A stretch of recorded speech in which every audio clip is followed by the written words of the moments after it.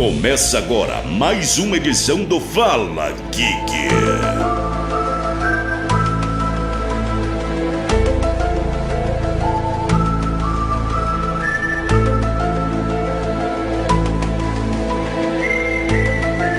Salve, salve, galerinha geek, aqui é Rafael Caldonato e esse podcast pode estar sendo gravado pela CIA. Fala, galerinha, mais ou menos, aqui é o Júlio, E.T. Phone Home. Fala, galera, meu nome é Rian Meneguzzi e pra mim o ET de Varginha é muito mais legal que o Chupacabra.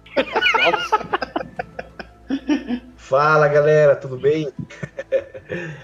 Gostaria de agradecer a oportunidade aí de estar aqui para poder falar um pouquinho aí dos casos mais impressionantes aí da nossa ufologia brasileira e mundial, que é o caso Varginha. É questão de missão de segurança nacional, hein? Vamos aí. Então, com certeza, está sendo grampeado esse podcast. Tá, certeza. Boa noite, obrigado aí pela oportunidade e para falar aí do que eu considero o caso mais importante da ufologia brasileira, o caso Varginha, e um dos mais importantes da ufologia mundial. Muito bem, galerinha geek, vamos falar hoje sobre o caso ET de Varginha. Chegamos ao 10º podcast e nada mais do que comemorar esses 23 anos aí do caso ET de Varginha. Mas isso, não saia daí, e você, acredita ou não? Não saia daí que a gente vai chamar o nosso jabazinho, o leitinho das crianças.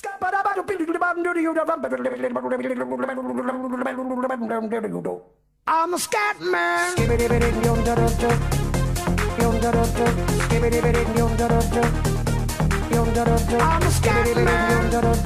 JB, tudo bem com você? Mais um podcast aí, cara.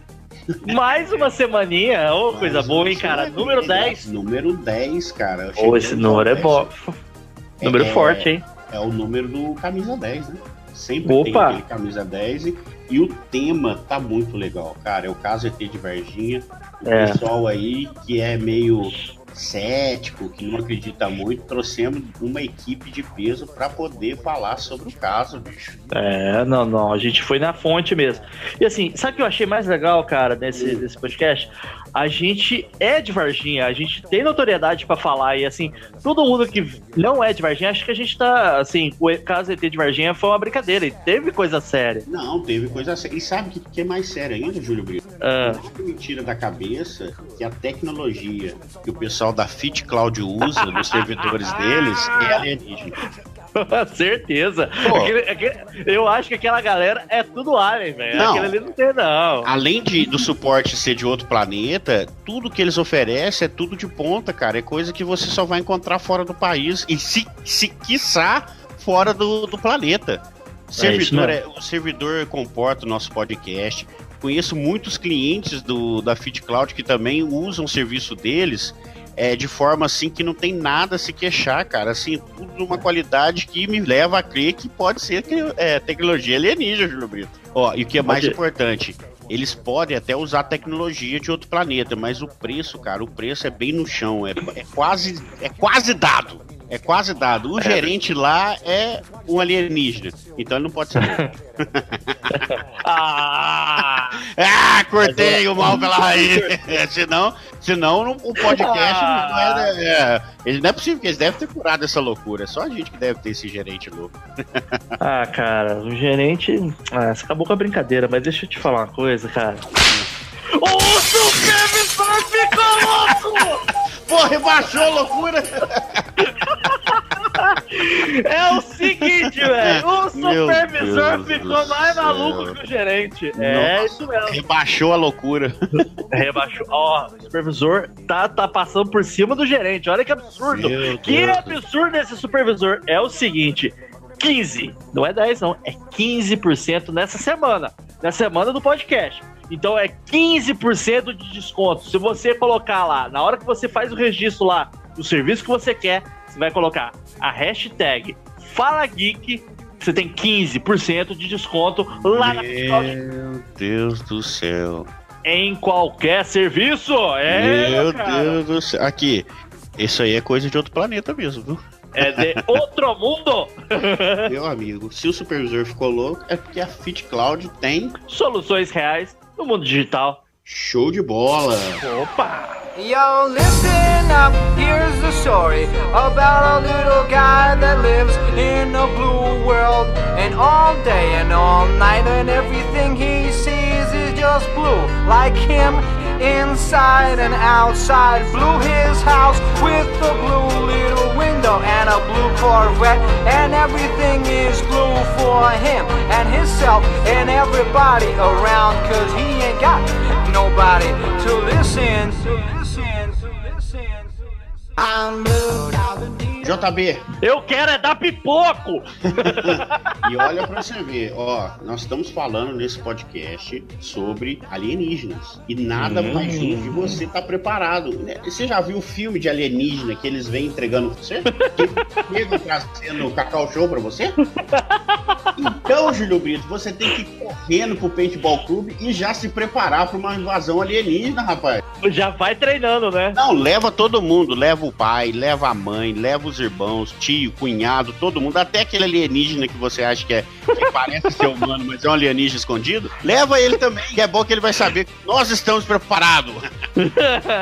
Vem que tem! Ah, vem que aqui tem, porque o Paintball Clube você encontra lá no Via Café Garden Shopping. E aí, para você acessar as redes sociais deles lá, você digita www.facebook.com/paintballvga ou se não pelo Instagram, @VGA Paintball Clube, beleza? Muito bom. E lá o gerente foi mandado embora. Vamos pro podcast? Tava só esperando essa. Vamos fazer contato imediato de primeiro grau? Vamos lá. Deixa eu ligar aqui, peraí. Deixa eu ligar, discando, pronto. Conexão estabelecida, vamos lá. Contatos imediatos. Podcast número 10, caso ET de Varginha.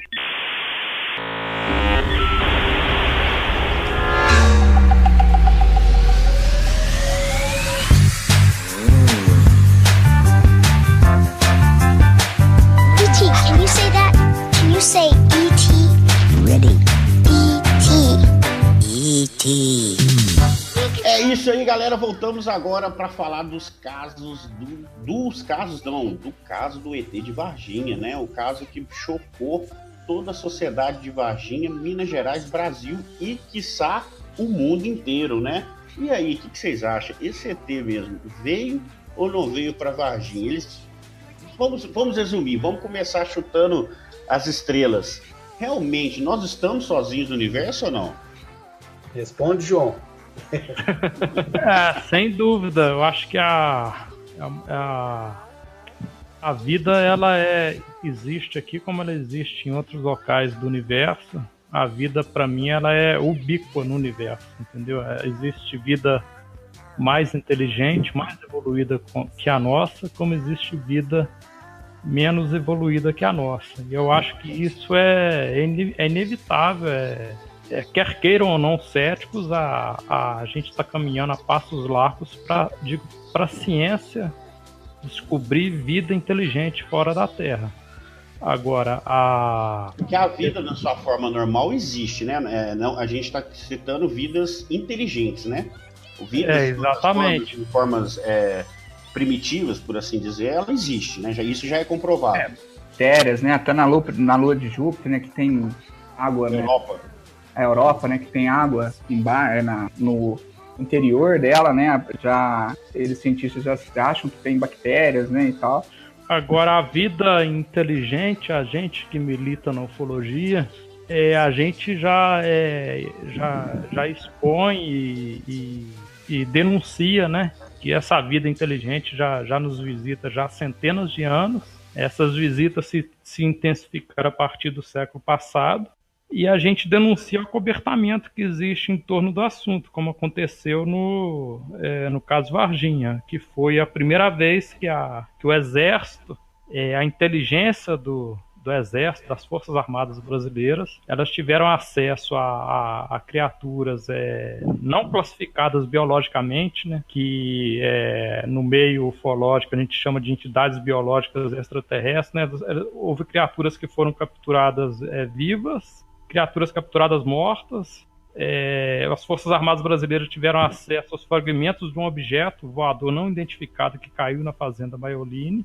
E existe um acobertamento em torno do assunto, porque, por exemplo, a explicação oficial do Exército é que o O que aconteceu foi o cidadão que tem apelido de Mudinho, que tem problemas mentais, que gostava de ficar agachado, é que foi confundido pelas meninas. Só que, por exemplo, a gente entrou, eu e o Marco, a gente entrou em contato com o General Lima, que era comandante da Escola de Sargento das Armas na época.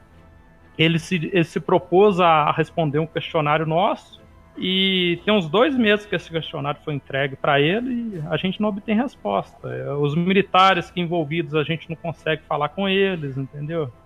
Ou então, quando a gente fala, eles falam coisas nas entrelinhas. Por exemplo, o Olímpio Vanderlei, ele falou que a princípio ele aceitou encontrar com a gente no final de novembro, o tenente-coronel Olímpio Vanderlei, que hoje é coronel da reserva, foi uma figura-chave na história. Ele, a princípio, aceitou encontrar comigo, com o Marco, em novembro, só que depois ele desistiu. E ele, por exemplo, ele falou assim, uma das coisas que ele disse no Facebook: o caso Varginha hoje não é mais secreto. Peraí, então em algum momento foi secreto? Se foi o Mudinho, como diz o Exército, haveria motivo para ter sido colocado como secreto? Então eles falam as coisas, mas as entrelinhas, entendeu? Não falam abertamente. Eles acabam falando e acabam entregando também, né? A partir do momento que fala que não é mais secreto, uma vez, igual você disse, foi secreto, correto? Ela deixou de ser uma coisa que foi, né? Ninguém fala exatamente. Assim, nunca foi secreto, né?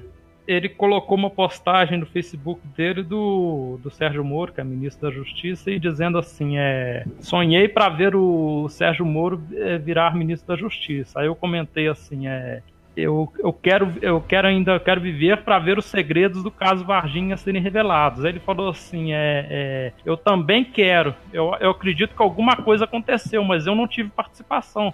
Mas assim, o que a gente acha curioso é que não aconteceu nada, mas os militares fogem da gente que nem o diabo foge da cruz, entendeu?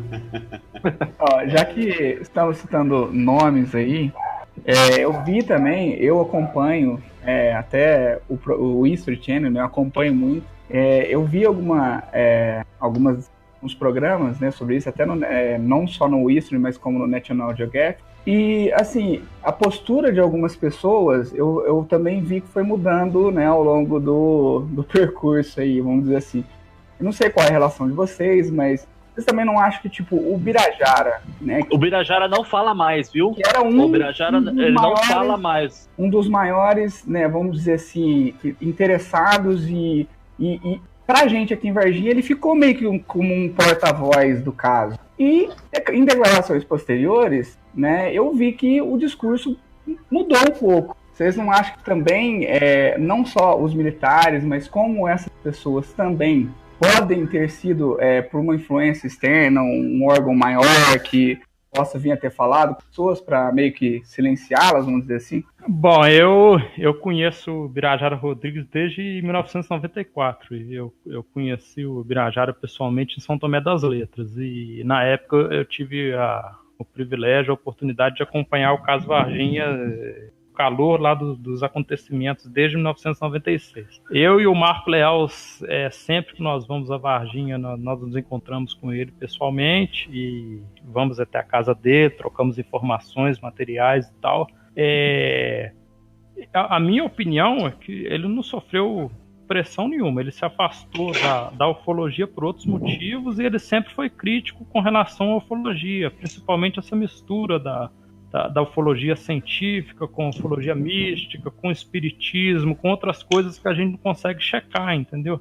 Então o afastamento dele tem várias razões, e entre eles essa insatisfação com os rumos que tomou a ufologia. E na minha visão não tem relação assim com o acobertamento, com o cala-boca, porque ele... Isso no caso específico do Birajara. Do Birajara, porque, veja bem, houve um inquérito militar na ESA em 1997, ele foi encerrado em 97, foi arquivado na Justiça Militar em Juiz de Fora. Em 2001, 4 anos depois do inquérito, ele lança um livro sobre o caso, que basicamente contesta tudo que está no inquérito. Então, se ele tivesse sofrido alguma pressão no IPM, logicamente ele não iria lançar 4 anos depois um livro, entendeu? Uhum. E 8 anos depois do inquérito, ele participou de um debate histórico com o Badam Falhares na Rádio CBN de Campinas, aonde ele de novo, ele contesta tudo que está no inquérito, assim, a minha opinião. Agora, essa opinião não é consenso dentro da ufologia. Agora, com relação ao Pacatini, a gente localizou o Pacatini no ano passado. Onde anda o Pacatini? Era uma pergunta que eu tinha curiosidade, porque eu li o primeiro livro que eu tive contato do Pacatini, do caso ET, foi do Pacatini. Então, quer falar sobre o Pacatini, Marco? Não, o João conseguiu. Pacatini, ele foi uma pessoa que se diz que foi ameaçado, né? E acho que o João conseguiu localizar o Pacatini recentemente. Ele trocou aí, só o primeiro e-mail foram 17 páginas, né, João? De que Nossa. O Pacatini respondeu ele coisas assim impressionantes, incríveis, enfim, mas que de certa forma a gente não sabe se tudo que ele está falando ali corresponde com a realidade, né? Acho que o João é a pessoa mais apropriada para estar comentando isso. Bom, o Pacatini foi o seguinte, a gente já tinha uns 3 anos que a gente estava seguindo pistas atrás do Pacatini, justamente para esclarecer essas perguntas que todo mundo faz sobre ele. Uhum. Aí o ano passado, em janeiro, o Daniel Carneiro, que é um ufólogo da revista UFO também, que é lá de Morro do Chapéu, o Daniel Carneiro localizou o Pacatini. E o Wesley Andrade foi até o endereço que foi indicado, que fica numa cidade próxima à cidade do Wesley Andrade, e ele conseguiu entregar uma carta nossa para a esposa do Pacatini. E aí foram trocados mais de 20 e-mails. Assim, basicamente é o seguinte, ele não passou dado novo nenhum sobre o caso, ele simplesmente disse o seguinte, que ele foi ameaçado, que ele chega a dizer até que, segundo ele, né, eu não tô aqui afirmando, colocando um selo de autenticidade em tudo que ele disse, é o que ele disse. Ele alega que... Abre aspas aí. Ele alega que ele sofreu, atentaram contra a vida dele, que o telefone dele era grampeado, que ele era seguido, que deixava ameaças no para-brisa do carro dele, e aí ele diz que isso aconteceu e que nesse século ele fala que ele fez um acordo de cavalheiros onde ele não iria revelar o que ele conseguiu de novo sobre o caso em troca de ser deixado em paz. Ele alega que ele tem informações novas que esclarecem o caso, que ele tem dados novos sobre o caso que é guardado no exterior do Brasil. E que ele não pode revelar isso por conta desse acordo. Agora, muita coisa que ele fala no e-mail a gente checou e não corresponde à realidade. A minha opinião pessoal é que ele sofreu alguma intimidação. Isso eu acredito que ele sofreu. Agora, 99% do que ele fala ali no e-mail, para mim, não corresponde à realidade. Ele está no Brasil. Muita gente fala que ele estaria no exterior, mas não, está no Brasil. A gente não vai, obviamente, divulgar onde é que ele está, né? Porque nosso interesse não é esse, né? Nosso interesse não é prejudicar, lógico, invadir a intimidade da pessoa, né? Mas é isso, a gente tentou, de toda forma, eu e o Marco, né, fazer com que ele aceitasse nos receber para uma conversa, para uma entrevista, mas ele não aceitou, falou que não aceitaria por dinheiro nenhum. E assim, o que ele fala ali, se algum dia ele voltar ao meio ufológico, ele diz que não vai voltar, que não quer mais saber de ufologia, por várias razões, entre elas a questão de, conforme ele alega, de ter sido ameaçado. Quem tem que corroborar o que ele diz, o que ele afirma ali é ele, né? Ele que tem que evidenciar o que ele fala. Agora, ele teve uma participação muito importante na época, ele tinha contatos com militares, porque ele era de clube de tiro, ele tinha aulas de equitação na ESA, né? Ele é natural de Três Corações, o pai dele era um médico conhecido lá na cidade, e ele conseguiu depoimentos em vídeo e áudio de militares da ESA, de militares do Corpo de Bombeiros, enfim, ele teve uma participação fundamental na elucidação do caso. Assim, trazendo um pouco para a ufologia de uma forma mais ampla, né? Vamos falar a nível mundial, antes de a gente entrar nos meandros do caso Varginha, né? Hoje, eu falo a gente, que eu tenho 33 anos e tive alguns relatos, né, de televisão, jornal, internet, e de aparições que ocorreram antes dos anos 2000. E hoje, eu não sei se é porque isso ainda é muito disperso entre a sociedade, que os relatos, aparentemente, né, deixo isso bem claro, parece que eles diminuíram de um tempo para cá. A incidência de relatos, principalmente igual o Rian citou, do chupacabra, o caso ET de Varginha, outras aparições que ocorriam em cidades aqui do sul de Minas, né? A incidência dessas aparições era maior, ou eu estou falando uma grande bobagem, assim? Então, como eu acompanho, né, alguns programas, né, eu acho que tem em alguns lugares, vocês vão me corrigir, né, se eu estiver errado, alguns lugares eu acho que ainda tem muita incidência, né, disso. Tanto que o programa que você participa, né, eu estou acompanhando aí, né, e ele, tipo assim, vai a alguns lugares, né, até ele começa até no teaser do programa mesmo, ele olhando nosso primeiro avistamento ali e tal. Tem algumas regiões específicas que acontecem mais esses avistamentos? Então, é muito interessante essa pauta que você tocou, porque realmente os relatos, as incidentes, elas ocorrem, elas continuam ocorrendo. Eu acho que o que diminuiu de uns anos para cá foi também o número de pesquisadores que vão a campo pesquisar em loco os casos, né? Então, hoje a gente tem uma deficiência no Brasil de pesquisadores que vão a campo.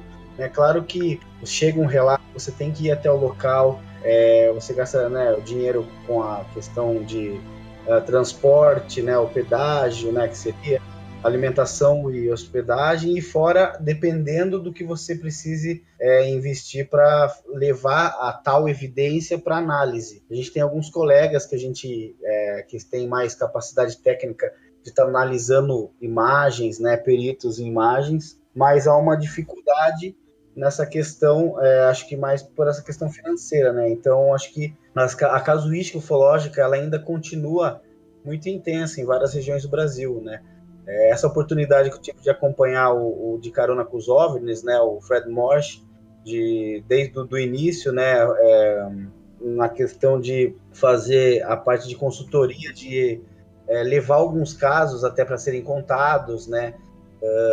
Você vê que ali nós tivemos aí em 11 estados brasileiros gravando a casuística, alguns casos que nunca vieram à tona, as pessoas nunca ouviram falar, mas que estão ocorrendo. Por exemplo, esse mesmo que você mencionou, que está no teaser, né, na chamada do programa aqui, nosso primeiro OVNI, foi muito interessante essa gravação, porque naquele momento a gente estava fazendo a gravação da abertura do programa, onde ele corre, né, onde onde a nave e abduz ele. Então a gente estava gravando, foi a única parte que teve assim uma cena praticamente de filme, né, que ele tinha que vir. Então eu estava segurando os carros, ali foi na região de Minas do Camaquã, Rio Grande do Sul, né, pertencente a Caçapava do Sul. É uma região que tem uma incidência muito grande de minérios, né, minério de cobre, né? Inclusive teve uma mineradora de cobre lá que foi uma das mais expressivas do nosso país, né? E acontece muitos fenômenos, a gente percebe em locais que tem esses tipos de por exemplo, minério. Então, Marco, até a gente, né, você falou desse local que tem minérios, né? Eu lembrei daquela série que tem no History, que chama Alienígenas do Passado, né? Que eles falam da relação, né, de aliens, a possível relação de aliens com o ouro, né? Que eles poderiam utilizar desses minérios aí, não sei, aí vai nas algumas teorias que eles falam. Na verdade, do ouro subatômico, né? Que é usado para longevidade. Possivelmente teria nas pirâmides do Egito. Existe uma história, né? Que os alienígenas vieram construir as pirâmides do Egito para a extração do ouro subatômico, que era um ouro que dava longevidade à vida, né? Como nós conhecemos biologicamente. Existe realmente isso aí do minério e da aproximação com o ouro. Os elementos que formaram o universo, eles estão aqui como estão em outros locais. Então existe o são basicamente os mesmos. Então existe ouro aqui como existe ouro em outros lugares, existe prata aqui como existe prata em outros lugares, entendeu? Inclusive esse é uma questão que os céticos questionam muito. Agora, a questão o problema é, conforme disse bem o Marco, é que hoje ninguém mais faz investigação de campo, entendeu? Uhum. E aí os casos não vêm à tona. Por exemplo, eu e o Marco, a gente conseguiu um caso muito interessante através da fonte militar, um caso que envolveu o comandante da Polícia Militar de Cláudio, no ano de 2009. Ele estava na casa dele, no apartamento da casa dele, ele viu um objeto em forma de losango sobrevoando a cidade. Ele se comunicou com os subordinados dele no quartel e ordenou que eles pegassem uma viatura e perseguissem o objeto. Conforme o objeto ia passando pela cidade, a energia ia caindo. E foi feito um boletim de ocorrência dessa perseguição. Foi feito ele fez um relatório para os superiores dele dentro da polícia. E quer dizer, os casos continuam acontecendo. Tem filmagem aí muito boa de 2015, 2016, 2017. O que acontece hoje é que os ufólogos eles ficam só mais uma ufologia de internet, né? Ninguém mais quer ir a campo, entendeu? O pessoal às vezes comenta assim que agora que melhorou os celulares, a forma de filmar, parece que os ETs ficaram mais acanhados, né? Eu acho que é eles que controlam tudo, né? O YouTube, essa turma, eles vão lá e apagam. Ó, o cara da teoria da conspiração aí. Mas essa termologia aliens, ela é adotada ou é a forma que a gente que é pagão aqui fala? O termo correto seria ET mesmo, extraterrestres, né? Seriam extra-terra, né? Extra nosso planeta. Ou é sinônimo, ou tem um ranqueamento de nomes que a ufologia dá? Como é que funciona isso, assim, pra gente entender? Não, são sinônimos. O que existe é uma classificação da tipologia dentro da ufologia, entendeu? Entendi. Existe a ufologia separa em alfa, beta, gama, conforme a tipologia, as características físicas do que é avistado, entendeu? Uhum. Existem seres baixinhos, com cabeça grande, classificados como greys, como existem seres muito parecidos conosco e que são chamados de nórdicos dentro da ufologia. Existem seres que são mais robóticos e até a ufologia aceita até a classificação de seres que seriam energia pura, entendeu? Seres mais evoluídos que seriam basicamente energia. Agora, o grande problema que existe, que eu vejo na ufologia hoje, são duas questões. O fato de quase poucas pessoas fazerem investigação de campo, e essa pulverização, fragmentação da ufologia em vários grupos.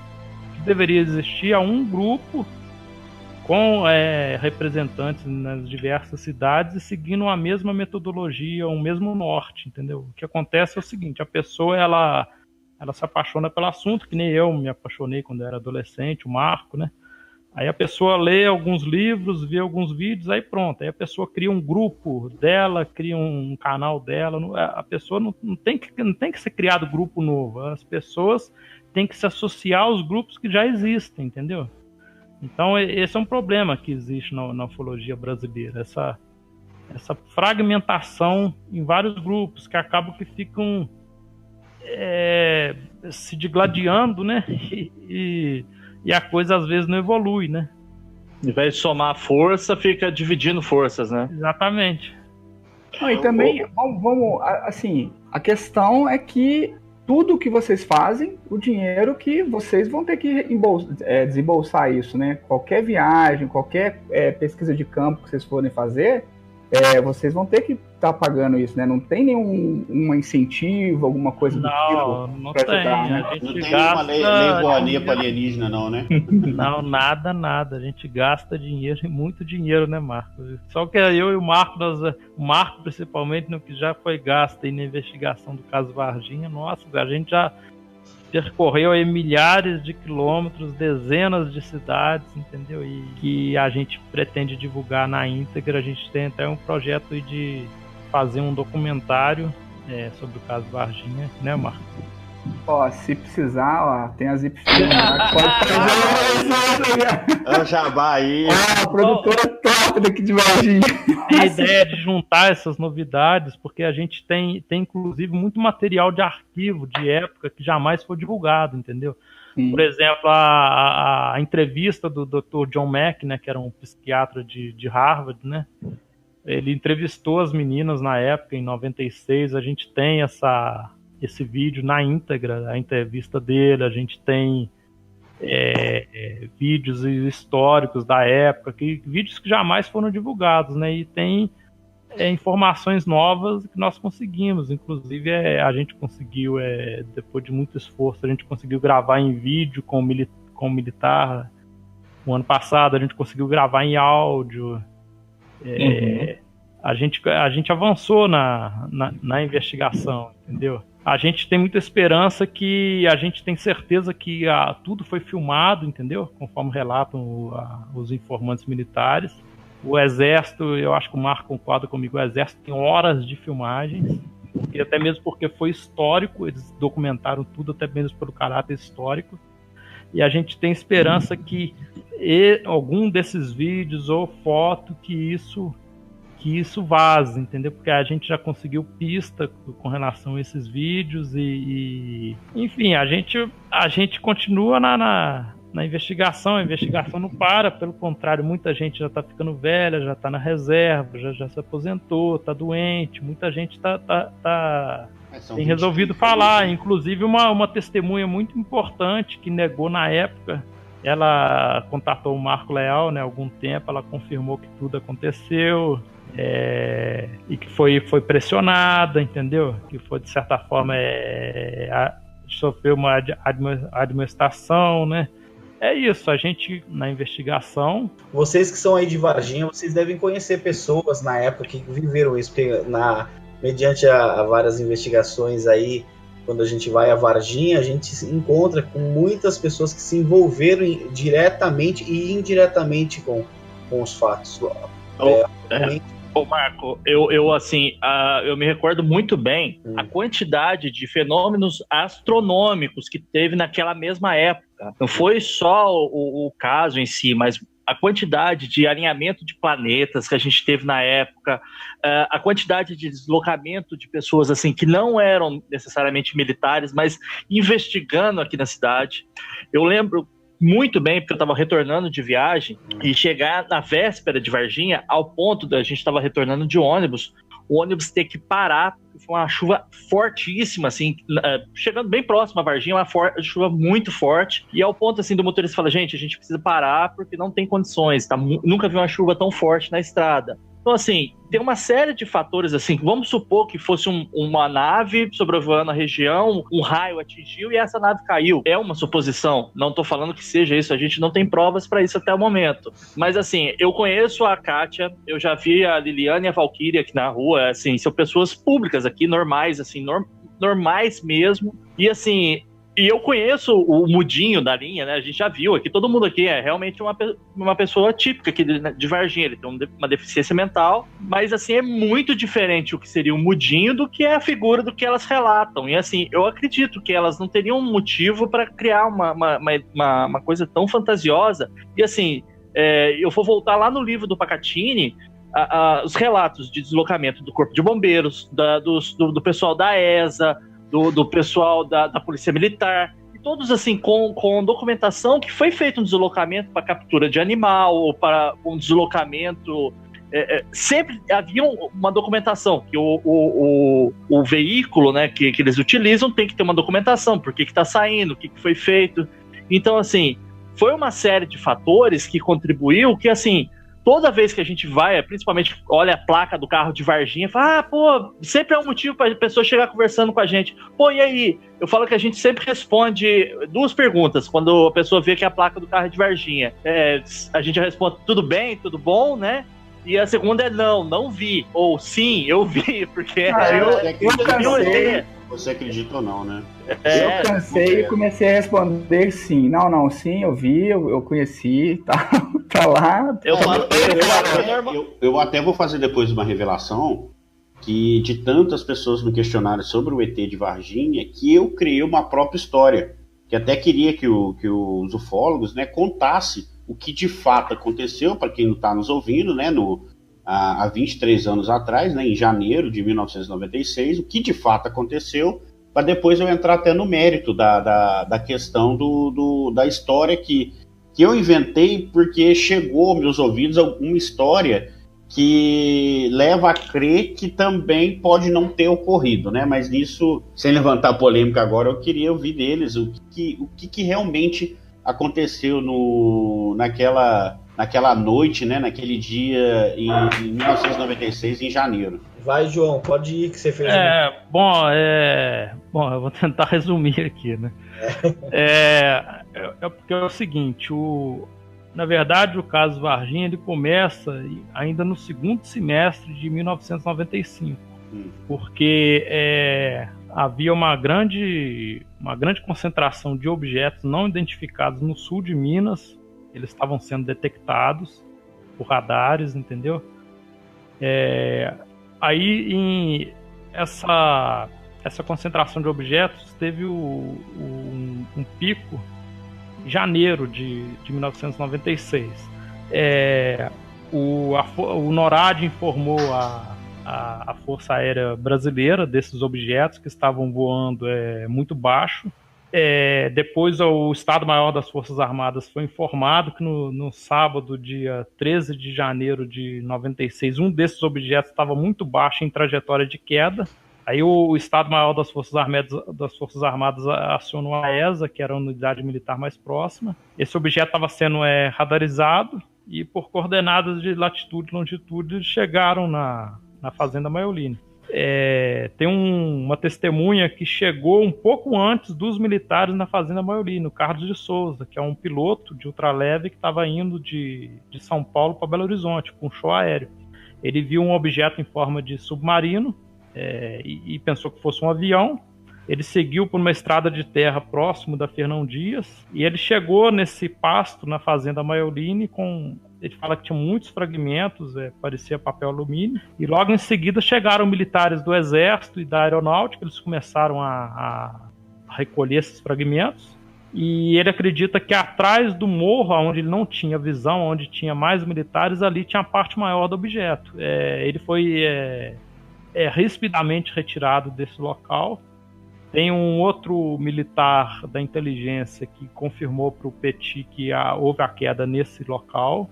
Tem um terceiro militar que estava na ambulância que também confirma a queda do objeto, né, na fazenda. Tem um fazendeiro próximo que tem um apiário que ele alega que ele viu uma dessas criaturas no pasto, até assustou o gado. E aí o que ocorre? Essas criaturas, elas de alguma forma elas sobreviveram a essa queda e elas conseguiram chegar em Varginha. O exército já sabia, desde a primeira quinzena de janeiro, que recolheu esses destroços e sabia que que as criaturas estavam pela região. E aí a inteligência do exército já estava avisada, a inteligência da polícia militar, e culminou no fatídico dia 20, né, onde uma criatura foi capturada pelos bombeiros na manhã do dia 20 e uma outra criatura na noite do dia 20. Essa que foi capturada de manhã foi capturada viva. Ela tinha 60 centímetros de altura, mais ou menos. Essa é a do lote. No caso, seria do lote. Essa foi na parte da manhã. Foi porque os bombeiros eles começaram a receber ligações a partir de 8 horas, 8h30, de que havia um animal estranho no bairro Jardim Andere. Aí, na época, os bombeiros faziam parte da polícia militar, né? Foi destacado um caminhão do Corpo de Bombeiros com 4 militares do Corpo de Bombeiros. Eles foram até o local. Eles chegaram na Rua Suécia, desceram um barranco, adentraram uma mata próxima e saíram lá de dentro com essa criatura numa rede. Quando eles subiram o barranco, já havia um caminhão do Exército com militares, com um tenente, 2 sargentos. O comandante do Corpo de Bombeiros de Varginha foi chamado até o local, que era o Major Maciel, que hoje é coronel da reserva. E aí foi explicado para ele que aquilo ali era uma questão de segurança nacional que o exército iria levar. Essa criatura foi levada direto para a ESA. E na noite do dia 20, a inteligência da Polícia Militar também já estava de sobreaviso. Próximo a esse local onde ocorreu essa captura da manhã, numa rua que se chamava Avenida 1, hoje tem um outro nome que eu não me recordo. Por volta de 8 horas da noite foi capturada uma outra criatura, e essa criatura foi levada para o hospital regional, depois foi levada para o hospital Humanitas, onde ela morreu. Essas criaturas depois elas foram levadas para a Unicamp, e posteriormente elas foram entregues, hoje a gente tem certeza que elas foram entregues aos americanos, e inclusive, né, Marco, informações que o Petit conseguiu com fontes militares é que houve uma cisão muito grande dentro do exército, porque uma parte do generalato era totalmente contrária a entregar isso para os americanos, e a gente sabe que quem fez quem convenceu os generais contrários a entregar um deles foi o general Alberto Mendes Cardoso, que era chefe do Gabinete de Segurança Institucional do governo FHC, um dos criadores da BIM, e houve inclusive interferência, a gente chegou à informação que houve interferência direta do presidente Fernando Henrique Cardoso, pressionando, porque ele é comandante em chefe das Forças Armadas, né? O presidente é o comandante em chefe, houve pressão do Fernando Henrique para que os militares entregassem. Enfim, as criaturas foram entregues, que a gente sabe que tem no Brasil são tecidos, centímetros cúbicos de tecido da criatura que foi analisada, filmes, fotos, fragmentos metálicos. Só que a gente descobriu, eu e o Marco, nós descobrimos através de fontes militares que ainda anteriormente ao dia 13 haviam barracas muito sofisticadas dentro da ESA, havia americanos dentro da ESA, e havia 3 barracas muito sofisticadas, parece com essas barracas que se usam quando há, por exemplo, um vírus muito violento, que nem, por exemplo, o Ebola.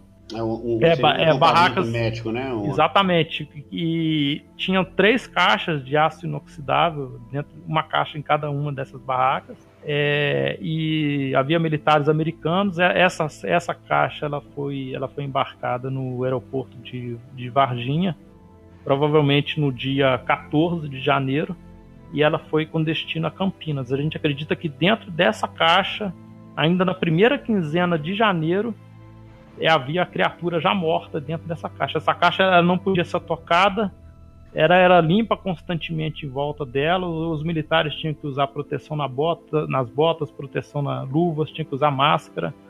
Eles tinha todo o procedimento assim, de biossegurança relacionado a essas caixas. Quando ela foi embarcada num avião num Hércules, ninguém tocou nessa caixa. Foi um equipamento que pegou essa caixa, colocou numa esteira, e ela foi embarcada no avião. E aí fica claro que uma das razões do acobertamento foi uma questão muito séria que aconteceu relacionada a vírus ou bactéria, porque houve morte de animais no zoológico na época. Esse militar que... O Marco Xerez. Isso, ele morreu algum tempo depois. Dias depois, né? Não chegou a dar um mês depois. E o Marco também conseguiu informações de que outros militares também teriam morrido, né, Marco? Isso, outros, possivelmente mais 4 militares que se envolveram aí na situação da missão, tiveram contaminação generalizada e possivelmente vieram, né, a falecer. Isso foi também uma informação de um oficial de dentro das forças, né, que se procederam aí na missão do caso Varginha, porque teve várias unidades, né.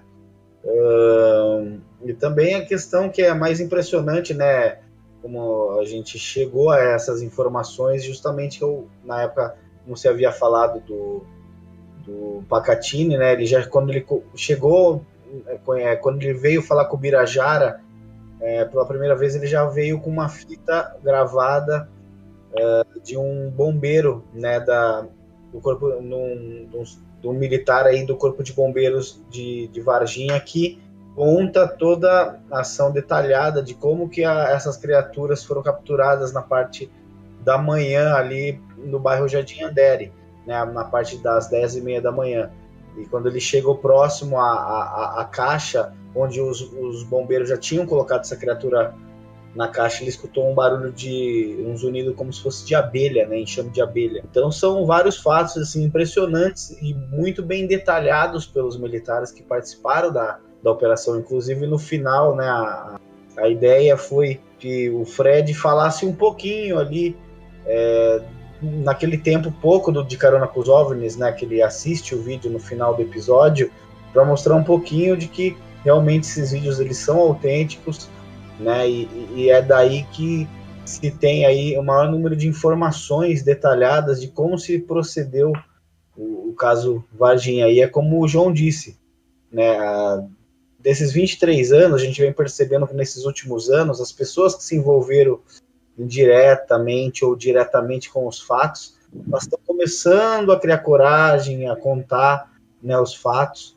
Então, a gente está bem assim, atento quanto a essas informações, que são informações muito importantes, né? Uma outra questão mais ou menos recente de informação de um militar da aeronáutica foi que, referente à nave, né, os destroços desse objeto que caiu na Fazenda Maiolino, ele teria sido levado para um setor do CTA em São José dos Campos, em uma ala onde é levado todos os destroços aéreos que acontecem no país, eles levam para esse determinado setor onde é feito as análises, né? E segundo fonte de militar, eles mencionaram que realmente eles presenciaram um comboio da USAF, da Força Aérea Americana, que chegou lá no dia 22 de janeiro de 1996 e foram diretamente para Brasília, né? E esse informante militar nos falou também, ele teria um outro amigo aviador que teria visto nesse material estranho, que estava um material isolado de fragmentos metálicos, né? Então é um quebra-cabeça, né? A gente vai juntando as informações que vêm de um lado, por exemplo, do sul, leste, norte, entendeu? Então é bem interessante assim, essa questão do caso, né? E cada vez mais a gente tem praticamente mais informações e certeza de que tudo ocorreu mesmo, né, aí em Varginha. Mas assim, eu vi que vocês falaram aí, tanto o João quanto o Marco, que possivelmente teria acontecido na primeira quinzena de janeiro. Mas o caso do ET de Varginha é homologado como, se não me falha a memória, no dia 20 de janeiro, né? Que é convencionado como a data da suposta aparição da suposta captura. Da suposta captura do ET de Varginha. Então, os fatos vêm desde 95, né? No segundo semestre de 95, com a incidência de OVNIs no nosso espaço aéreo, né? No nosso, que eu falo aqui do sul de Minas. E a queda ocorre vamos falar assim, nos primeiros dias de 96. E a captura real vamos falar, pelo que eu entendi, foram 3 extraterrestres, correto? Bom, realmente, o que a maioria das pessoas acham que tudo começou no dia 20 de janeiro, só que não começou. Isso. O que é homologado hoje é 20 de janeiro, né? Exatamente, mas o que a gente sabe hoje é que houve a queda de um objeto na Fazenda Maiolino no dia 13 de janeiro, no começo do amanhecer do dia 13 de janeiro de 96, e a gente ficou sabendo, eu e o Marco, a gente gravou com fontes militares o ano passado, que nos disseram que houve uma missão ultra secreta entre o dia 5 e 15 de janeiro de 96, e eu detalhei que foi essa missão envolvendo essas 3 barracas sofisticadas com 3 caixas de aço inoxidável lacradas que tinha todo o procedimento de biossegurança relacionado a elas. Então, a gente acredita que mesmo antes do dia 13, só que a gente não tem mais informação contra isso, a gente acredita que dentro dessa caixa de aço inoxidável já havia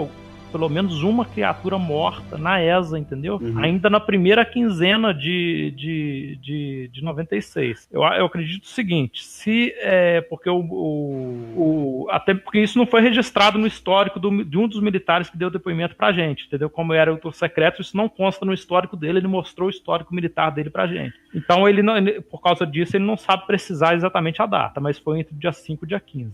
Se esse transporte que ele fez eu acredito que tenha sido no dia 14, esse transporte que ele participou, dessa caixa com destino ao aeroporto de Varginha e depois com destino a Campinas. Então, essa caixa provavelmente tem relação com a queda na Fazenda Maiolini do dia 13, entendeu?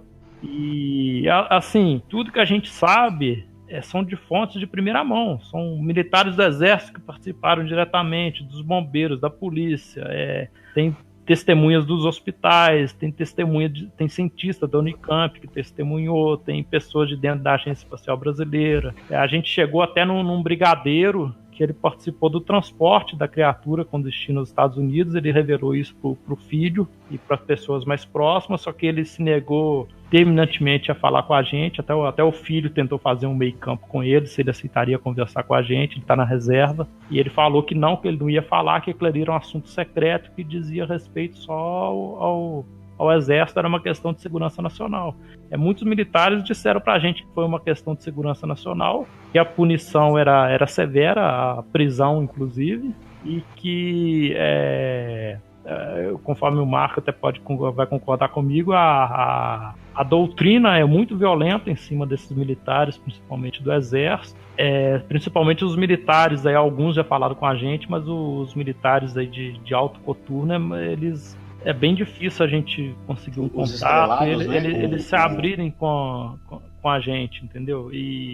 Só que, pelo que a gente sabe, foi assim, envolveu até uma questão que, de certa forma, feriu a segurança nacional, né, Marco? Porque houve uma pressão para entregar aí um material de valor científico inestimável, valor para inteligência inestimável, valor estratégico inestimável. Houve uma pressão violenta dos americanos e de um ex-presidente em cima dos generais para ser entregue isso.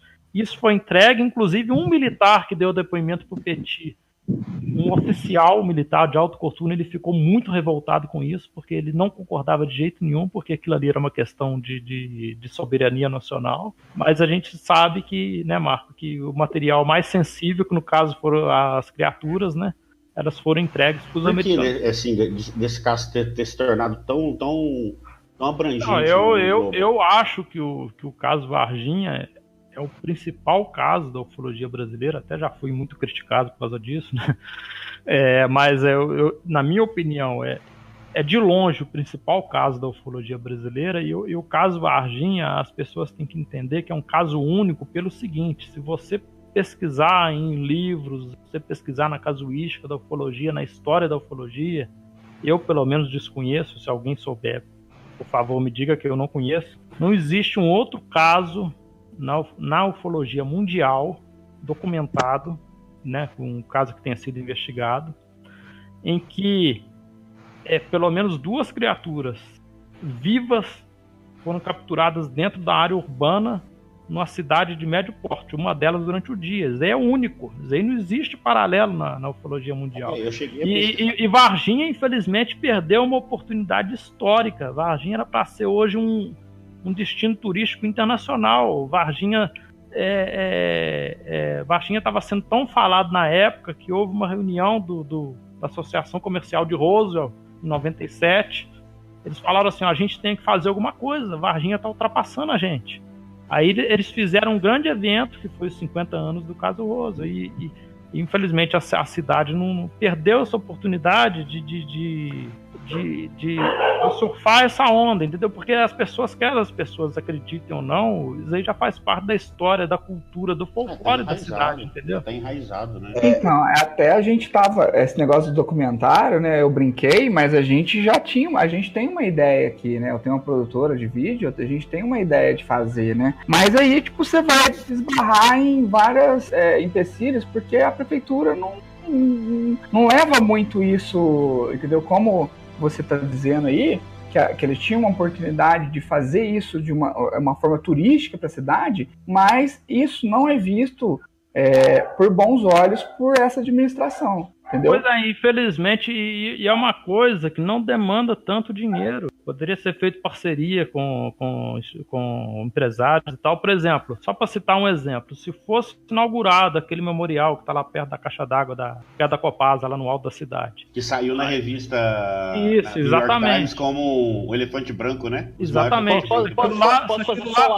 Se aquilo lá fosse inaugurado, se no terreno que está fechado hoje, onde as meninas viram, fosse feito alguma coisa alusiva ao caso, e ali você colocasse sites em inglês, por exemplo, fizesse uma divulgação, eu tenho certeza que atrairia turistas interessados no assunto, curiosos, apaixonados pelo assunto do mundo todo, como aconteceu aqui em Passatempo, que é aqui no 120 quilômetros de São João del Rei. O ufólogo da cidade, na época, ele construiu um observatório simples no alto do morro, e ele veio jornalista da Espanha, veio gente até do Japão visitar o local, entendeu? E Varginha, que a gente gostaria de ressaltar aí o Diego Gazola, que ele está levando para frente aí, tentando obter que a prefeitura consiga, não sei de qual forma que ele está tentando, para que o muro, né, aliás, o terreno baldio vire uma atração turística, tipo uma praça.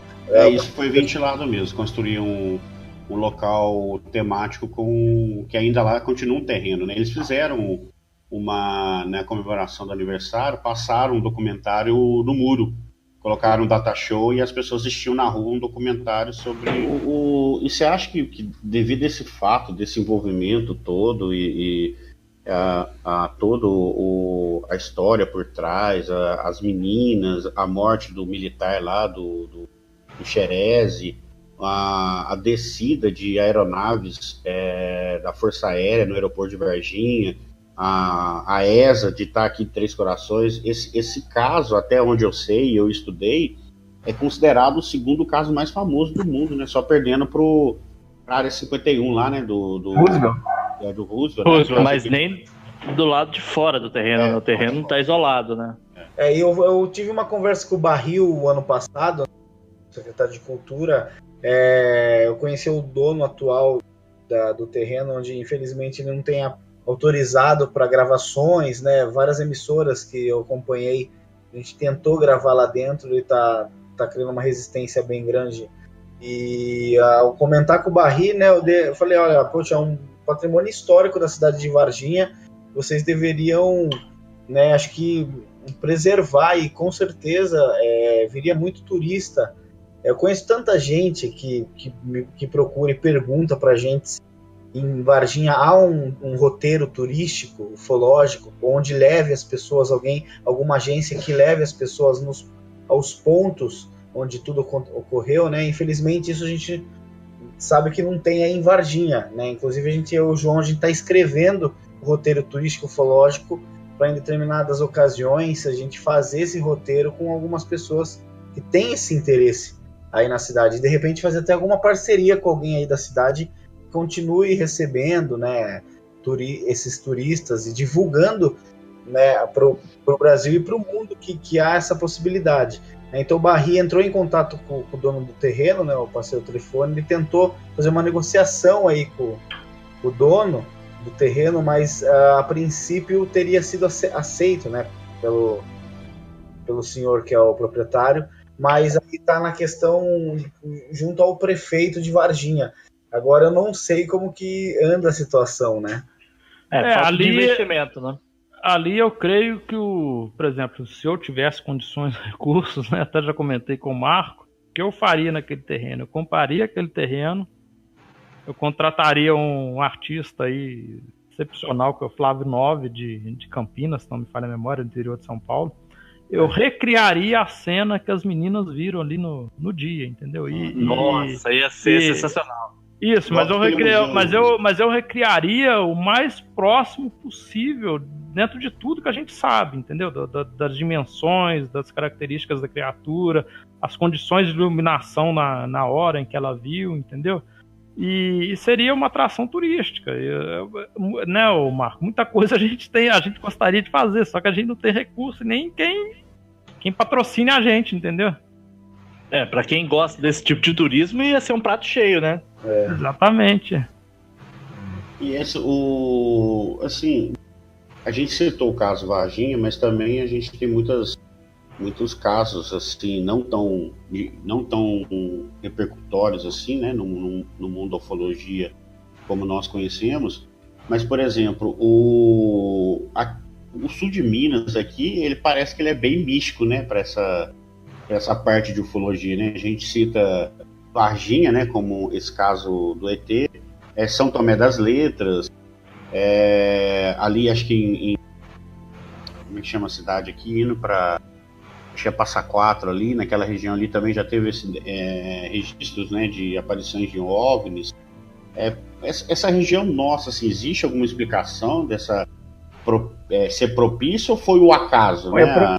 Aproveitando aí a pergunta do Fael, uma polêmica que todo mundo fala aqui de Varginha, que diz que o OVNI ele tava indo para São Tomé, mas que aí no meio do caminho aconteceu um imprevisto aí e acabou caindo aqui em Varginha. Tem tanto buraco aqui na estrada que é possível que tenha também no ar e ter caído, né?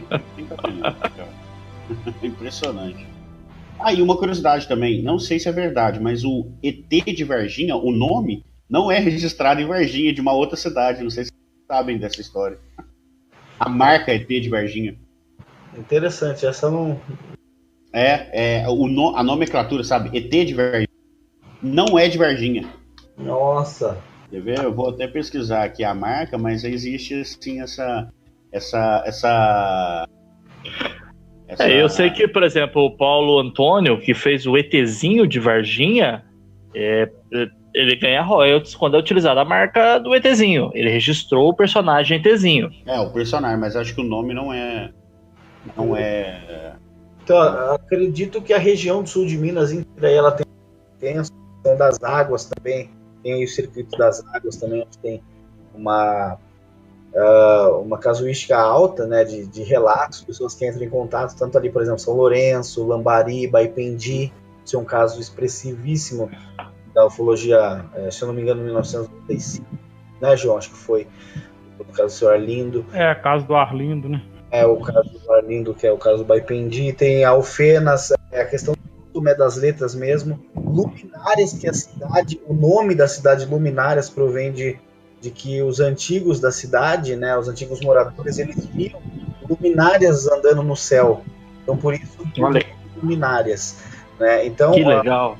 E o São Tomé das Letras é muito interessante, inclusive numa das buscas de informação pelo caso Varginha, a gente descobriu pela fonte, né, da Polícia Civil que a Polícia Civil em 96, também no mesmo ano do caso Varginha, em julho de 96, foi chamado para uma ocorrência na rodoviária de São Tomé das Letras, onde um casal, né, a moça estava esperando o ônibus e daí de repente o motorista, né, olhou assim, ela estava ali normal, parado esperando, de repente ele, foi questão de alguns minutinhos, ele virou o rosto, no momento que ele voltou de novo, só estava a roupa dela ali no local, e daí eles foram procurar, ninguém achou, aí o delegado de Três Corações, que era subordinado a São Tomé das Letras, foi até lá ao local, ele movimentou o corpo de bombeiros para que o corpo de bombeiros entrasse dentro daqueles da pedreira para procurar ela, né? E fizeram uma varredura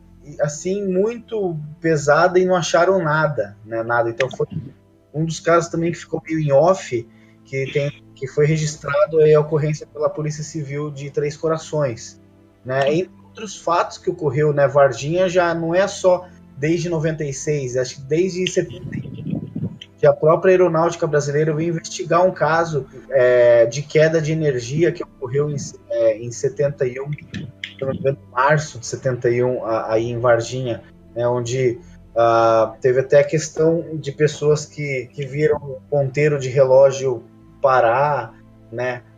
Outro caso do seu Geraldo Bichara, que é daí de Varginha, também um caso bem expressivo de abdução na década de 70 dentro da Escola de Sargento das Armas, entre outros vários relatos de militares da própria ESA no Morro do Atalaia, né, João? Exatamente. Relatam encontros próximos com OVNIs, com luzes, entendeu? E teve... acho que a região do sul de Minas, ela sempre teve um histórico de avistamentos de fenômenos relacionados à ufologia, né? Por exemplo, teve um caso na década de 80 em Campanha, em que a gente pode dizer que centenas de pessoas viram um objeto que era mais ou menos o formato de uma bola de futebol americano. As pessoas falam que a textura era parecida com o casco de um navio atravessando a cidade. Um objeto enorme. E centenas de pessoas que viram na época, na cidade de Campanha. Deixa eu só fazer uma colocação aqui. Eu tenho o que você falou, né, Marco? Que a gente deve conhecer alguém que é ligado, né, ou teve alguma coisa, direta ou indiretamente, com o caso, né?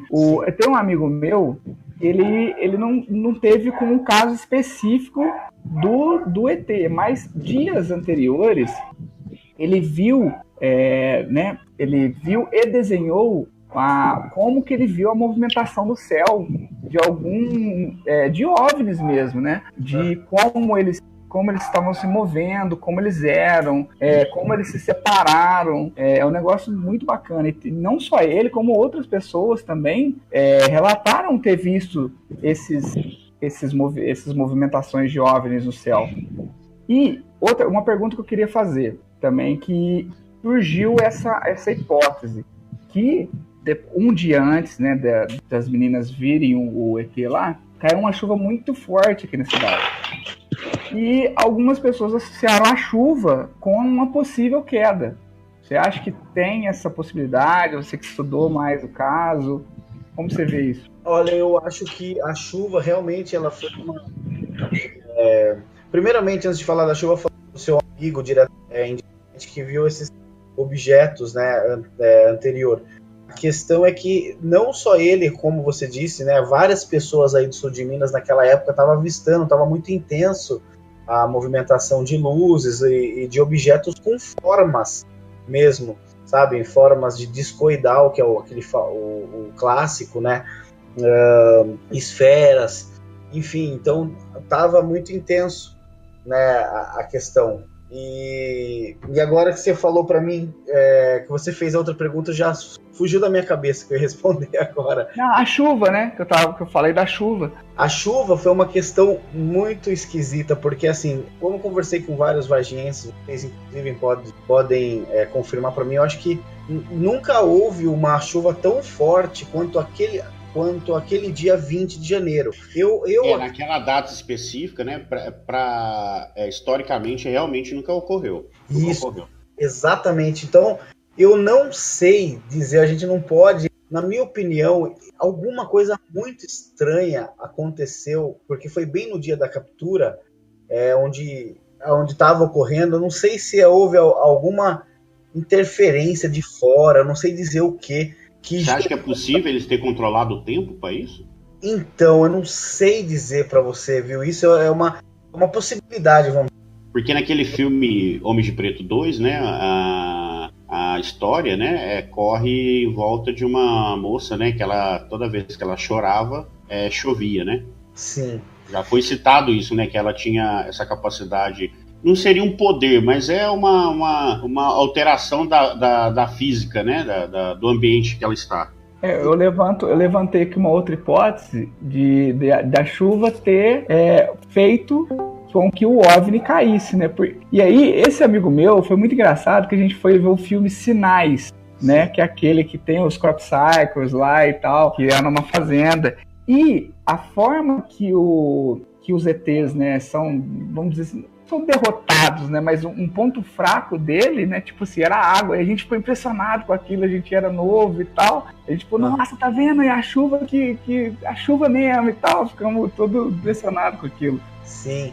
Você lembra que você pegou ainda essa chuva. Como tava vendo ainda as capturas, tava tanto o corpo de bombeiros como a inteligência da polícia, né? Os P2 aí da Polícia Militar do Sul de Minas, entre outros militares, eles estavam envolvidos numa operação de busca em todo o perímetro ali do Jardim Andere, em outros pontos também do zoológico. Eu acredito que foi bem na parte, no final da, se eu não me engano, no final da tarde, né, essa chuva começou a cair, né, entre, assim, as 18 horas, mais ou menos. Então, eu acredito ter uma alteração aí no tempo, no clima-tempo, por parte de alguma externa, mas que não sendo... por exemplo, coisa do nosso governo, e sim externo mesmo, porque estava fugindo um pouco já da normalidade, porque muitas pessoas avistaram essas criaturas.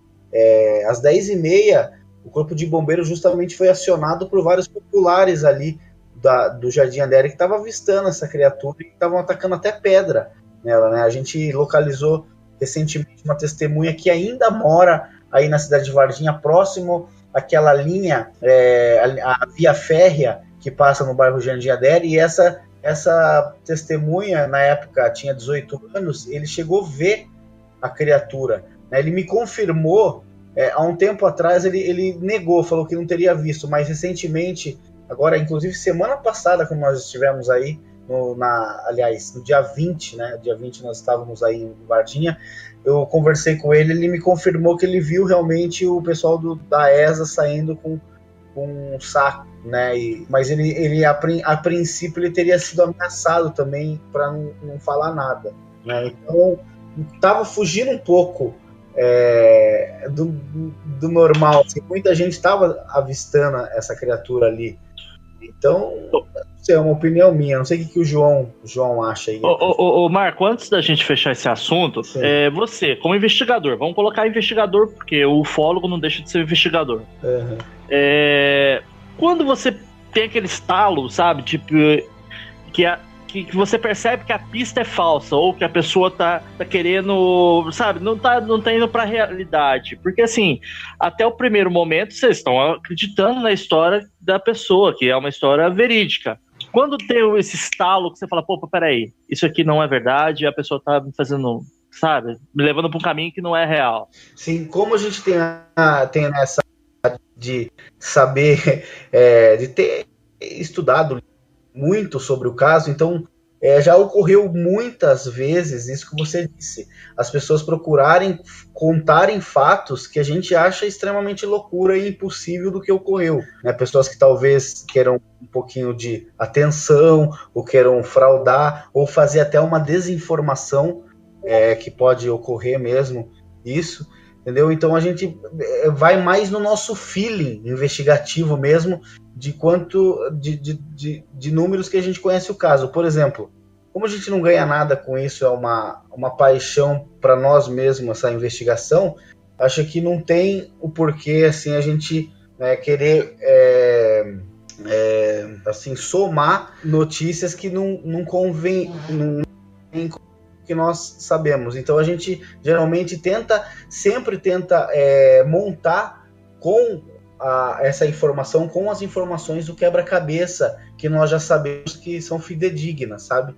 Então tem muitas coisas que batem, que a gente dá valor, dá crédito, mas muitas coisas que são não ocorreu, ou pessoas que queriam se aproveitar e que erram no momento do relato. Por exemplo, a pessoa relata pra gente o determinado ocorrido e depois ela repete para nós aí umas 4 vezes, e você vê que há divergência nessas 4 vezes no relato que ela mencionou, entendeu?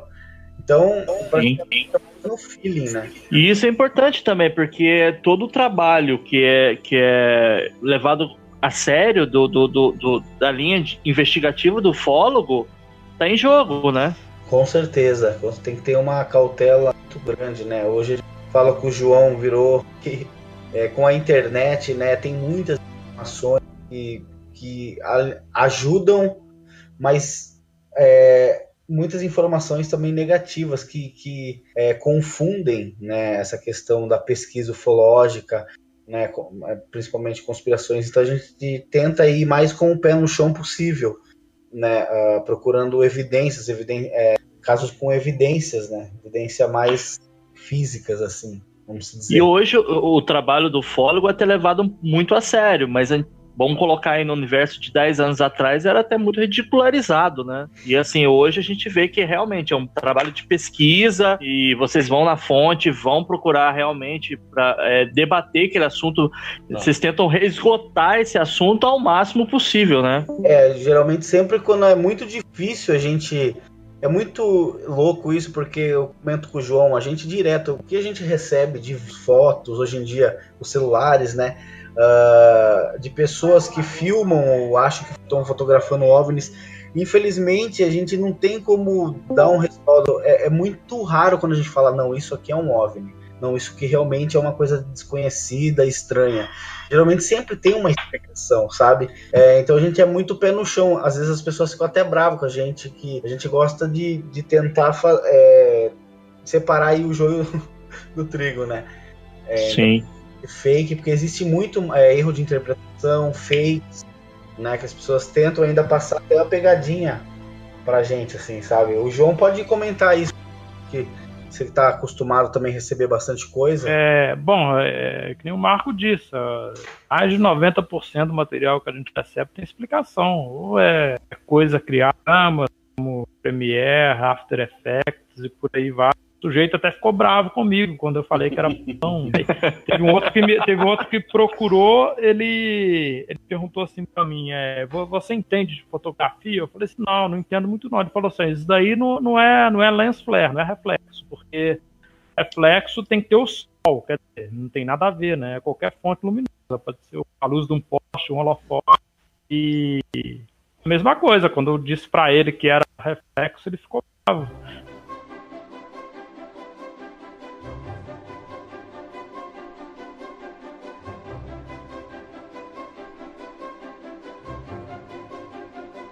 Assim, para encerrar, uma curiosidade que eu tenho, assim, existe na ufologia e até mesmo assim entre as pessoas, amanhã tivemos um contato com um extraterrestre, né, por assim dizer. Existe algum protocolo, alguma situação assim que nós temos que tomar cuidado, alguma postura que nós temos que ter, por exemplo, um contato imediato, de primeiro grau, que todo mundo possa ver, igual aconteceu mesmo no filme Independence Day. Existe alguma coisa assim? Porque eu lembro, antes do memorável Steve Hawkins morrer, ele falava o seguinte, que se um dia nós tivermos a NASA, né, envia onda de rádios, né, para o universo, e se um dia nós pegarmos uma onda, uma transmissão vindo de lá para cá, é que para nós não respondermos, né? Porque pode ser, a gente talvez não teria condições de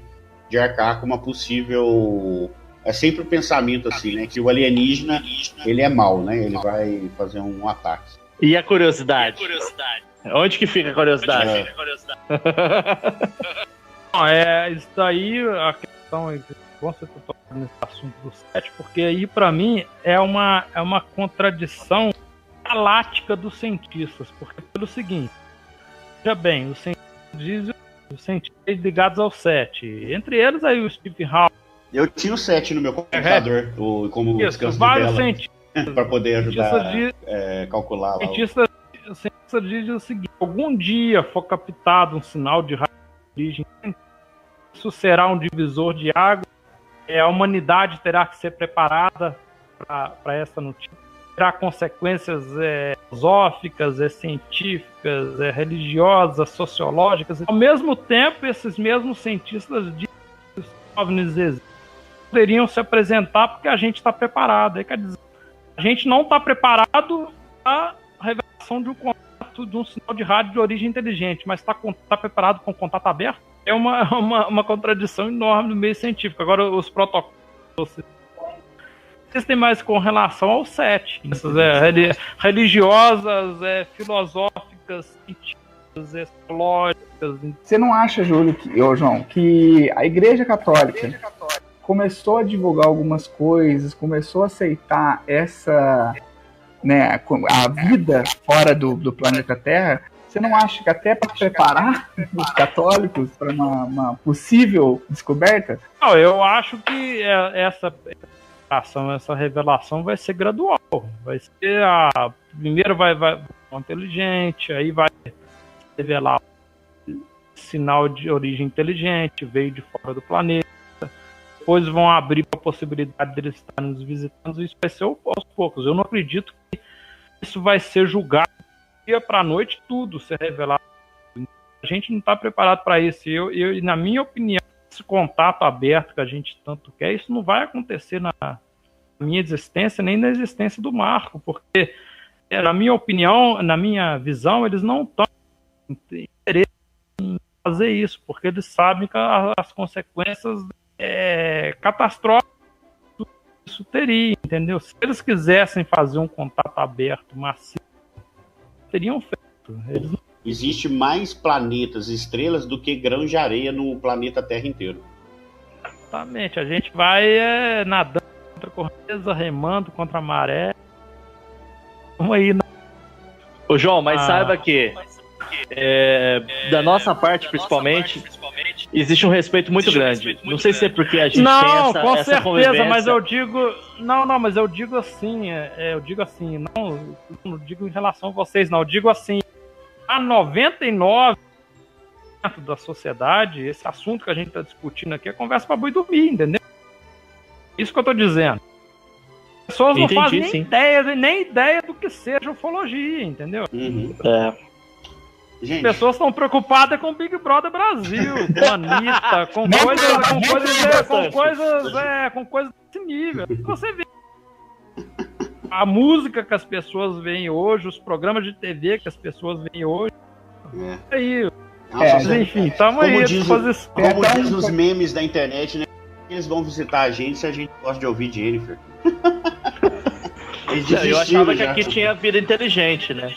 Gente, aqui não tem, não. A participação de vocês aí, muito obrigado mesmo. Olha, o programa, na verdade, eu nem queria terminar ele para a gravação, porque tá muito legal. É uma coisa da nossa cidade. A gente acabou tendo. Eu, particularmente, não sabia que o assunto ET de Varginha vinha antes de 96, né? Eu agradeço imensamente o apoio que vocês estão dando aí ao nosso podcast. A gente deixou o número 10 para gravar como um número simbólico.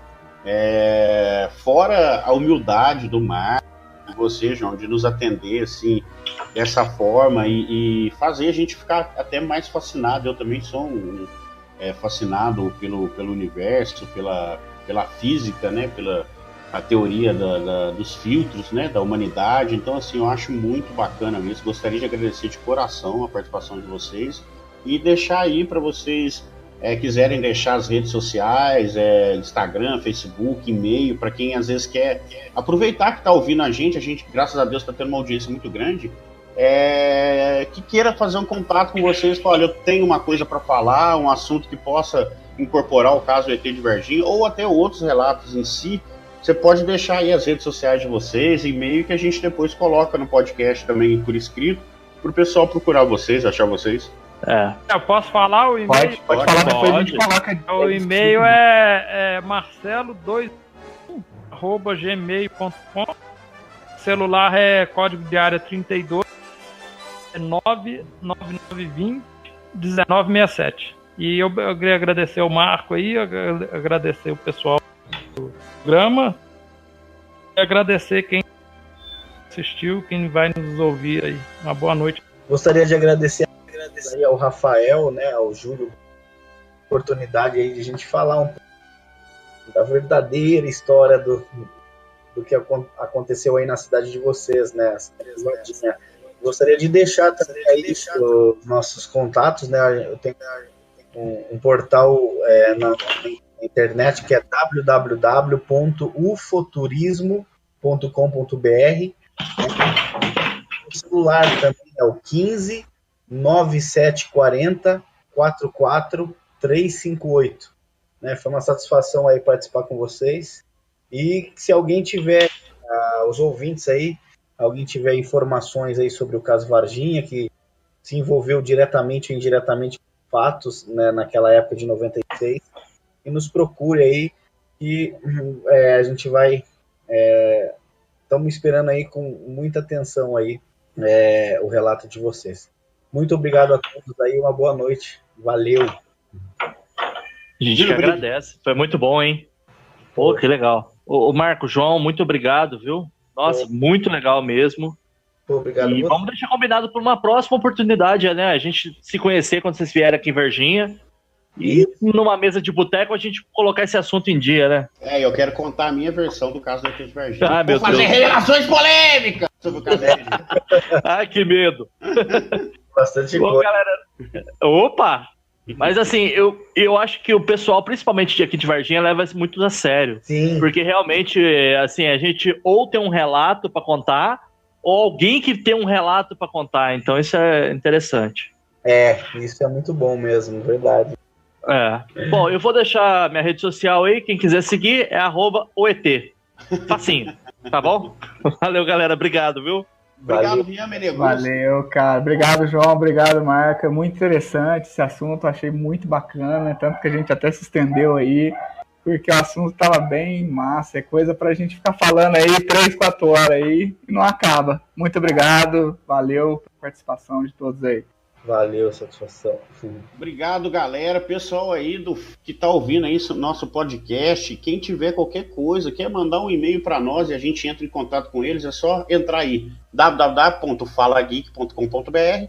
O nosso e-mail é contato@falageek.com.br. Nossas redes sociais, facebook.com/falageekoficial e o Instagram é @falageekoficial, beleza? @falageekoficial. Pode mandar lá no direct, pode mandar e-mail para nós, mensagem no Facebook, que a gente também é muito curioso nesse assunto. Às vezes tem pessoas que estão nos ouvindo aí que quer falar alguma coisa, tem receio de se identificar, ser taxado, como muito nós dizemos aí, como uma pessoa que tem algum tipo de distúrbio mental, mas nada disso importa para nós. O importante é o seu relato, é o que você tem a nos dizer, beleza? Obrigado a todo mundo aí que nos ouviu. Chegamos ao número 10, nosso GeekCast número 10.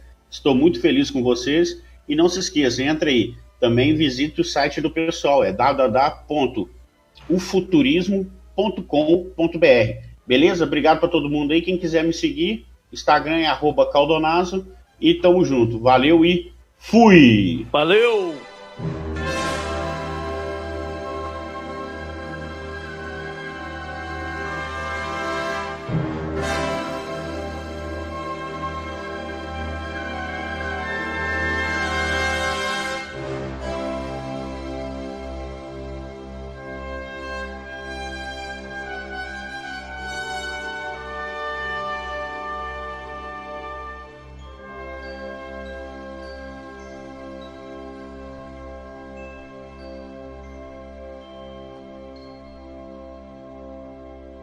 Acesse já o nosso site www.falageek.com.br. Fala Geek, pra quem é geek de verdade.